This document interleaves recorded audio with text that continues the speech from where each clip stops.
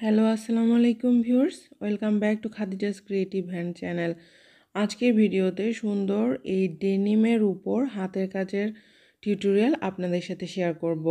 জিন্সের পুরাতন প্যান্ট দিয়ে একটি ছোট পার্স বানিয়ে নিচ্ছিলাম, তো ভাবলাম একটু হাতের কাজ করে নেই। তো হাতের কাজ করতে কিন্তু আমার খুবই কষ্ট হয়েছে। এই জিন্সের প্যান্টটা খুবই শক্ত ছিল, টেনে টেনে করতে হয়েছে, হাতেও ব্যথা পেয়েছি।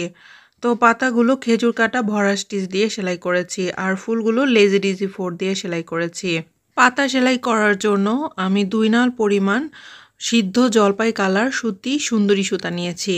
অল্প সময়ের মধ্যে এবং খুব সহজেই ভরাট পাতা সেলাইগুলোর মধ্যে এই ফিশবোন স্টিচটাই কিন্তু সব থেকে সহজ, তাই আমি এখানে ফিশবোন স্টিচ দিয়েই পাতাটা সেলাই করে নিচ্ছি। সেম এই সিদ্ধ জলপাই কালার সুতাটা দিয়েই আমি ডালগুলো ব্যাক স্টিচ দিয়ে সেলাই করে নিয়েছি। ডায়মন্ড কালার পেন্সিল দিয়ে ডিজাইনটা এঁকে নিয়েছিলাম, তো সেলাই করতে করতে অল্প একটু মুছে গেছে, হালকা হালকা দেখা যাচ্ছে, হয়তো ক্যামেরাতে এতটা বোঝা নাও যেতে পারে, তবে আমার খালি চোখে কিন্তু দেখা যাচ্ছিল।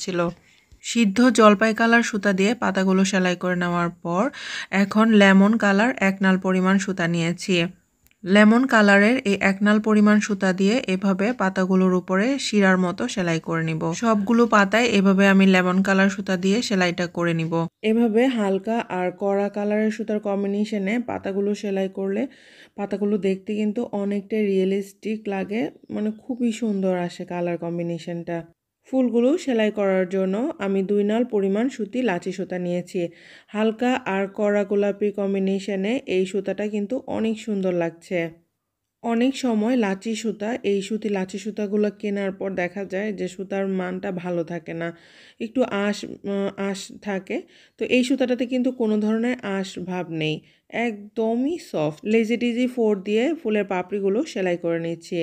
জিন্স প্যান্ট যেহেতু একটু শক্ত, তাই আমি সহজ স্টিচগুলো সিলেক্ট করেছি।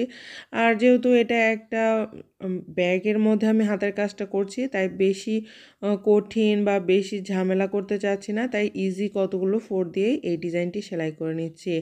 সর্বোপরি চেষ্টা করেছি যেন খুব তাড়াতাড়ি একদিনের মধ্যেই ডিজাইনটি সেলাই করে কমপ্লিট করতে পারি। এই তো লেজি ডিজি 4 দিয়ে সবগুলো ফুল সেলাই করে নিয়েছি। এখন ফুলের মাঝখানের সৌন্দর্যটা আরেকটু বাড়ানোর জন্য আমি 2 নাল পরিমাণ কাঠালি কালার সুতা দিয়ে ফ্রেঞ্চ নট 4 দিয়ে দিচ্ছি, আর পাপড়িগুলোর মাঝখানে এভাবে একটি করে শাটিন স্টিচ দিয়ে দিচ্ছি।